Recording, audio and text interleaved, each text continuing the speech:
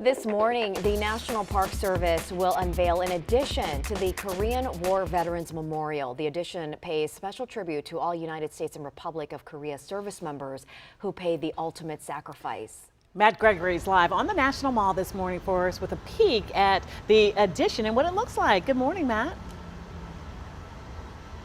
Hey, good morning, guys. Well, you wouldn't know if you've been to the Korean War Veterans Memorial that it was never completed. Since its dedication in 1995, it's been an incomplete memorial. It was supposed to have a wall of remembrance similar to what you've seen at the Vietnam War Memorial, but now, thanks to the South Korean government, finally, it will be completed today.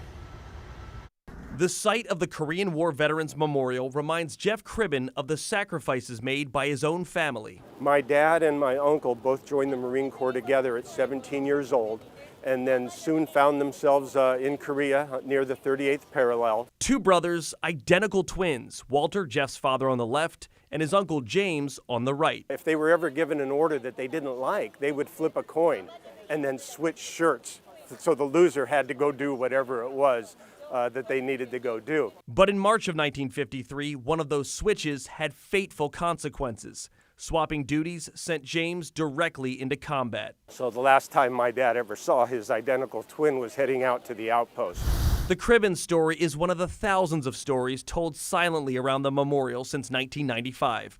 Stories that, until this week, never had names to go with them. And it was always envisioned that they would have a wall of remembrance about it. Jim Fisher is the executive director of the Korean War Veterans Memorial. He says the funding to create a wall with the names of the fallen wasn't included in the initial construction of the memorial.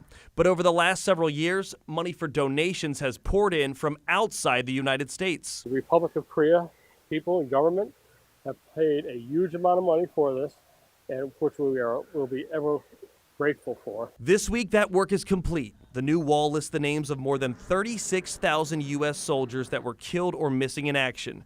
But it also lists the names of the more than 8,000 Korean troops that died alongside them. This is the first memorial in the United States that has foreign soldiers that have fought side by side with the Americans. And on Tuesday, families of Korean War soldiers that went missing in action got the first chance to see their family members' names etched in stone, including Jeff Cribben. It's my uncle James Joseph Cribben. The emotional moment is difficult to put into words. And it's always just such an honor to be here. Now to go see his name on one of these memorials is overwhelming, to say the least.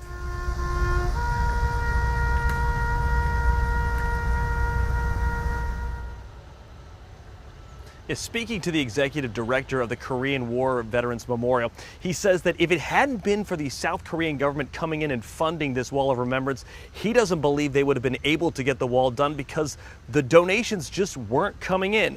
The rededication of the Korean War Veterans Memorial will be at 9 o'clock today, and we'll be here to bring you the latest. On the National Mall, I'm Matt Gregory. Back to you.